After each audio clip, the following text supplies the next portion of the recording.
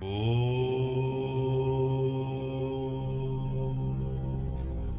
అండి. అందరికీ నమస్కారం. శ్రీ విశ్వవస్తు నామ సంవత్సరం ఉత్తరాయణం గ్రీష్మ ఋతువు జ్యేష్ఠ మాసం కృష్ణపక్షం పంచమి సోమవారం ధనిష్ట నక్షత్రం.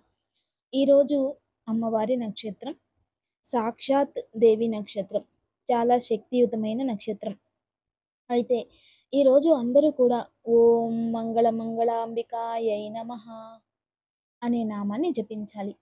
మంగళాంబికాదేవి ఎన్నో స్తోత్రాలతో, ఎన్నో బీజమంత్రాలతో అమ్మవారు ఆవిర్భవించిన ఒక గొప్ప శక్తి.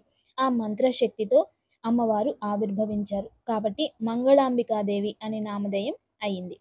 మంగళకరమైన సమయంలో అందరి జీవితాల్లో మంగళాన్ని అంటే అమంగళాన్ని దూరం చేసి మంగళాన్ని అందించే దేవి ఈ మంగళాంబికాదేవి. ప్రతి ఒక్కరూ సంతోషంగా ఉండాలన్నా, మనసు ప్రశాంతంగా ఉండాలన్నా, ఏదైనా పని చేస్తున్నప్పుడు అందులో తృప్తి పొందాలన్నా ఆ మంగళాంబికాదేవి అనుగ్రహం కావాలి. కాబట్టి ఈరోజు అందరూ కూడా ఓం మంగళాంబికాయై నమః అనే నామాన్ని మంత్రబలంలో జపించాలి. ఈ మంత్రాన్ని జపించడం వలన ఆ మంగళాంబిక అనుగ్రహం ఉంటుంది. ఇక ఈరోజు పంచమి ధనిష్ట నక్షత్రం. ఈరోజు గణపతి పూజ కూడా చాలా విశేషం. అందరూ గణపతి ఆరాధన చేయండి. గణపతిని ఎంతో భక్తి శ్రద్ధతో పూజిస్తారు. ఎంత అనుగ్రహంతో ఆ స్వామిని పూజిస్తారో ఈ ఒక్కరోజు పూజిస్తే అంత అనుగ్రహం పొందవచ్చు. అటువంటి విశేషమైన రోజు ఈరోజు. ఇదే ఈరోజు మంత్రబలం. ఇక ఈరోజు మంచి మాట. అందని ద్రాక్ష పుల్లగా ఉంటుంది అంటారు. నిజమైన మంచి మాట అంటే అందరి ద్రాక్ష పండు పుల్లనా అని. దాని అంతరార్థం ఏమిటంటే ఎవరైనా ఇతరులు మనం ఏదైనా పొందితే అది వాళ్ళు పొందడానికి కానప్పుడు మనం పొందినది వాళ్ళకి పుల్లగా కనబడుతుంది. అంటే ఇప్పుడు ఎక్కడైనా ఒక సైట్ కొనుక్కోండి. మీరు వేరే వాళ్ళు దాన్ని కొనలేరు ఆ ప్రదేశంలో. అప్పుడు వాళ్ళకి ఏమనిపిస్తుంది అంటే ఇతరులకి అంటే అసూయ, ఈర్ష్యాభావంతో ఉన్న వాళ్ళకి ఏమనిపిస్తుంది అంటే ఆ ప్లేస్ మంచిది కాదని, ఆ సైట్ మంచిది కాదని అలా మనకి వాళ్ళు చెప్తూ ఉంటారు. అదే విధానంగా ఇంకొందరికి అంటే ఇంకొందరు మంచివాళ్ళు అనుకో వాళ్ళకేమనిపిస్తుంది పర్వాలేదులే అనుకుంటారు. ప్రపంచంలో అందరూ కూడా చెడ్డవారే, అందరూ స్వార్థపరులే, అందరూ వాళ్ళు బతకడమే చూస్తారని చాలామంది అనుకుంటూ ఉంటారు. ఎందుకంటే ఆ పరిస్థితులు అలా చేసిస్తాయి. మనకు కూడా అప్పుడప్పుడు అనిపిస్తూ ఉంటుంది ప్రపంచం మంచిది కాదు, జనాలు మంచోళ్ళు కారు అని, అందరూ స్వార్థపరులే అని. ఎందుకు అలా అనిపిస్తుంది అంటే ఆ పరిస్థితి ఎందుకు వస్తుంది అంటే నిజమైన తృప్తి జీవితం, నిజమైన ధర్మం మనం ఇంకా గ్రహించలేదు. ఎప్పుడు కూడా దయే ధర్మానికి మూలం. ఇది అందరూ గుర్తుంచుకోవాలి. దయ ధర్మానికి మూలం. మీలో దయాగుణం అనేది లేదనుకోండి, మీరు ధర్మాత్ములు ఎప్పటికీ కాలేరు. మీలో దయాగుణం ఉంది అంటే ఖచ్చితంగా మీరు ధర్మాత్ములే అనేది తెలుసుకోవచ్చు. అయితే ఈ విషయం చాలామంది మనకి నచ్చని వారు ఉంటారు, శత్రువులు ఉంటారు, అసూయతో ఉండేవాళ్ళు ఉంటారు, ఈర్ష్య బుద్ధితో ఉండేవాళ్ళు ఉంటారు. అంటే నక్కబుద్ధి అంటూ ఉంటారు కదా! అలాంటి వాళ్ళు ఉంటారు. ఎవరు మంచిగా ఉన్నా వాళ్ళకి నచ్చదు అలాంటి వాళ్ళకి. అంతే వాళ్ళ ఇంట్లో వాళ్ళ పిల్లలు మంచి బట్టలు వేసుకున్నా కూడా వాళ్ళకి నచ్చదు. అలాంటి వాళ్ళు కూడా చాలామందే ఉన్నారు. ఇంకొంతమంది ఎలా ఉంటారంటే పక్కింటోళ్ళో, ఎదురింటోళ్ళో ఏదో ఒక పూజ చేస్తూ ఉన్నారనుకోండి. ఏదైనా కావచ్చు.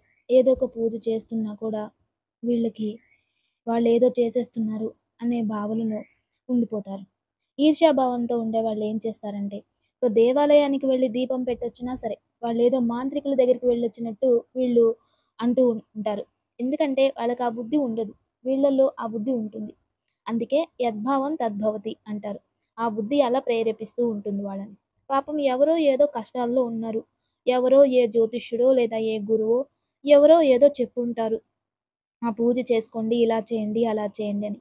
అప్పుడు వాళ్ళు అది ఆచరిస్తూ ఉంటే ఇది చేయటానికి వీల్లేని వాళ్ళు మాత్రం ఇవి వాళ్ళు ఏయేయో చేసేస్తారు అని అనుకుంటూ ఉంటారు. చెడ్డవాళ్ళు చెడు పూజలు చేస్తున్నారు, ఏదో ప్రేత పూజలు చేస్తున్నారని ప్రచారం చేస్తూ ముందుకొస్తారు. అంటే వాళ్ళెలాగో చెయ్యరు, చేసేవాళ్ళని కూడా చేయనివ్వరు. అదనమాట.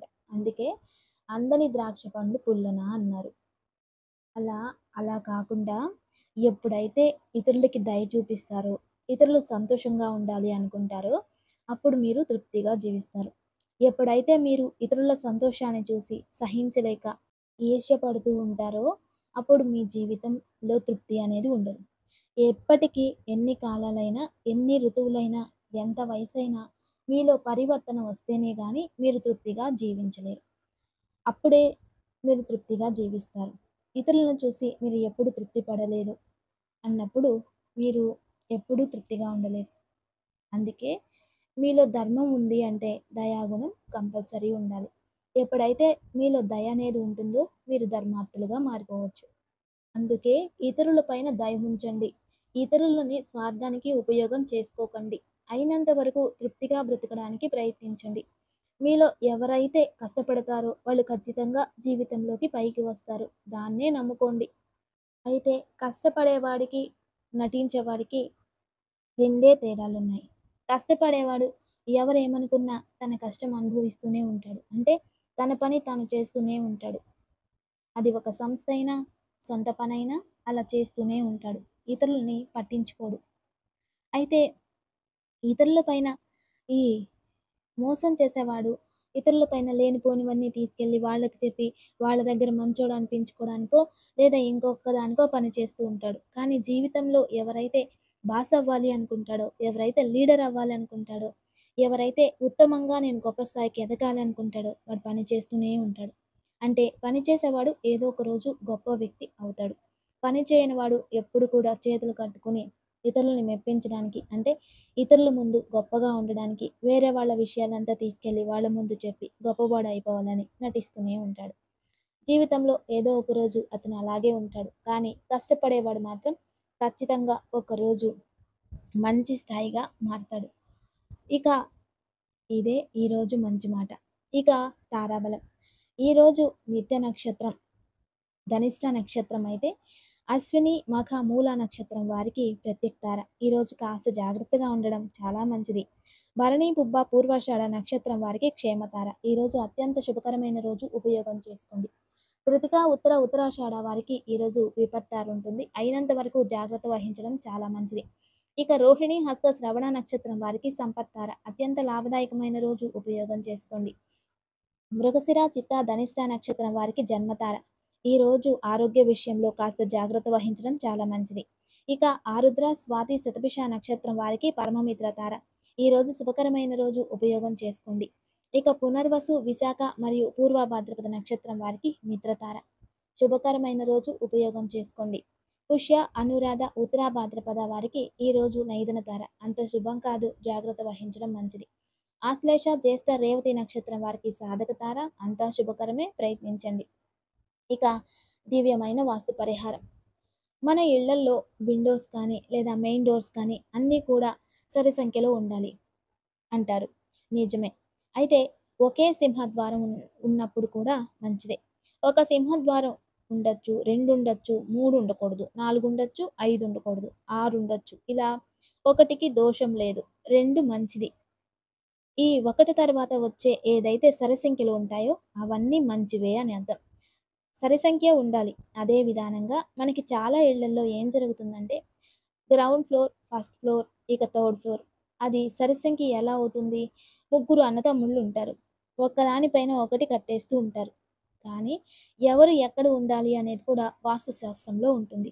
పెద్దవారు పైన ఉండాలి. దానికన్నా చిన్నవారు మధ్యలో ఉండాలి. దానికన్నా చిన్నవారు కింద ఉండాలి అని శాస్త్రంలో ఉంటుంది. అయితే ఈ కాలంలో తెలియకుండానే తప్పులు ఎలా జరుగుతూ ఉన్నాయంటే పెద్దవారు కింద ఉండడం, చిన్నవారు పైన ఉండడం. లేదా పెద్దవారు పైన కట్టుకుంటాము అంటే దాన్ని వదలకపోవడం. ఇటువంటి కొన్ని చేయడం వలన పెద్దవాళ్ళకి మానసికంగా బాధ పెట్టడం వలన అది దోషంగా మారుతూ ఉంటుంది. దాని వలన ఇటువంటి విషయాలలో జాగ్రత్త వహించడం చాలా మంచిది. అయితే ఇంట్లో మనకి ఎప్పుడూ కూడా కుటుంబ గొడవలు అని ఏర్పడుతూ ఉంటాయి. అంటే ఒక ఇంట్లోకొచ్చిన తర్వాత అన్న, తమ్ముళ్ళలో గొడవలు రావడం, తల్లి, పిల్లల మధ్యలో గొడవలు రావడం, ఆ కుటుంబంలో వివాహమైన తర్వాత అల్లుడితో గొడవలవ్వడం, ఇలాంటివి ఎందుకు జరుగుతూ ఉంటాయి అంటే దీనికి వాస్తుకి ఏదైనా సంబంధం ఉందా అంటే ఖచ్చితంగా ఉందనే చెప్పవచ్చు. ఎక్కడైతే పడమటి స్థానం అంటే వరుణ స్థానం అంటాం. పడమటి దిశ. ఈ పడమటి దిశలో ఎక్కడైనా వాస్తు దోషం ఉంటే అప్పుడు ఆ కుటుంబంలో చాలా గొడవలు, బంధువులందరితో గొడవలొస్తూ ఉంటాయి. లేదా సింహాయంలో ఉంటే గొడవలొస్తూ ఉంటాయి. వాస్తు చూడడానికి అంతా బాగానే ఉంది. కానీ దోషం కనిపిస్తలేదు అన్నప్పుడు ఖచ్చితంగా మీరు ఇటువంటి సమస్యలు ఉంటే దానికి ఒకటే పరిష్కారం. ఇంట్లో శ్రీవాస్తు యంత్రం స్థాపించుకోండి. దాని వలన రిలీజ్ అయ్యే పాజిటివ్ ఎనర్జీ మీ ఆరా ఎనర్జీని చేంజ్ చేస్తుంది. అప్పుడు మన ఇంటికి వచ్చేవాళ్ళు వాళ్ళే వాళ్ళ ఆరా ఎనర్జీని పాజిటివ్‌గా కన్వర్ట్ చేస్తుంది. కాబట్టి ఖచ్చితంగా దాని ఎఫెక్ట్ మీ పైన చూపిస్తుంది. అప్పుడు కుటుంబ గొడవలు రోజు రోజుకి శాంతిస్తాయి. ఇక దివ్య పూజ. రేపు మంగళవారం విశేషమైనటువంటి రోజు. రేపు ఉదయాన్నే దుర్గాదేవి మందిరానికి వెళ్ళి, అలాగే రేపు శతభిష నక్షత్రం, రాహు నక్షత్రం.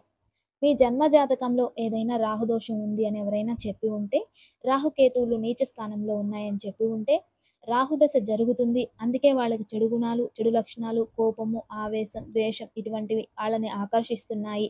రాక్షస గుణాలు ఆకర్షిస్తున్నాయి అన్నప్పుడు ఖచ్చితంగా రేపు దుర్గామాత దేవాలయానికి అటువంటి వాళ్ళను కూడా తీసుకెళ్ళండి. లేదా మీరైనా వెళ్ళిరండి. రేపు ఎవరైతే దుర్గాదేవిని దర్శనం చేసుకుని ఉదయాన్నే 2 దీపాలు పెట్టొస్తారో వాళ్ళ జన్మ జాతకంలో రాహుదోషాలు ఉన్నా తగ్గిపోతాయి. చెడు ఆలోచనలు ఉన్నా దాని నుండి బయటపడిపోతారు. అద్భుతమైన పూజా విధానం. తప్పక అయినంత వరకు ప్రయత్నించండి. అయితే దేవాలయానికి వెళ్ళడానికి వీలు కాలేదు అన్నప్పుడు ఇంట్లోనే దుర్గాదేవిని చక్కగా పూజించి, దీపాలు వెలిగించి, నైవేద్యం పెట్టి లలితా సహస్రనామం కానీ, దేవి ఖడ్గమాల స్తోత్రం కానీ పారాయణం చేసుకోండి. ఇక దివ్యమైన యోగక్షేమం. ఈరోజు సాయంత్రం షష్ఠి గడియలుంటాయి. నక్షత్రానికి కుజుడు అధిపతి. విశేషమైనటువంటి రోజు. ఈరోజు సాయంత్రం ఒక త్రికోణాకార మండలం వేయాలి. దాని మధ్యలో కందిపప్పు ఒక పిడికెడు పెట్టాలి. దానిపైన మోదుగాకు కానీ, అరిటాకు కానీ, తమలపాకు కానీ పెట్టి, ఒక మట్టి ప్రమిద పెట్టి 2 ఒత్తులు వేసి దీపం వెలిగించి, ఒక దీపానికి మరియు ఆ త్రికోణానికి చుట్టూ ఎర్రటి పుష్పాలు చక్కగా పెట్టి, అలంకరించి పూజ రుణ విమోచక స్తోత్రం పారాయణం చేసుకోవాలి. ఇలా పూజ రుణ విమోచక స్తోత్రాన్ని ఈరోజు పారాయణం చేసుకుంటే మీ జన్మ జాతకంలో కుజ దోషం ఉంటే తగ్గిపోతుంది. దాని నుండి విముక్తి లభిస్తుంది. తదుపరి ఆ కందిపప్పుని ఇంట్లో వంటకి ఉపయోగించుకోవచ్చు. లేదా గోవులు తినిపించేటట్లయితే గోవులకు కూడా తినిపించొచ్చు. లేదా దగ్గరలో నదీ తీరం, చెరువు ఉంటే దానిలో కూడా వేసేయొచ్చు. ఇలా ఈరోజు మీరు చేయడం వలన ఖచ్చితంగా పూజ దోష ప్రభావం అనేది తగ్గిపోతుంది. దివ్యమైన యోగక్షేమం తప్పక ఆచరించండి. నమస్తే. Thanks for watching.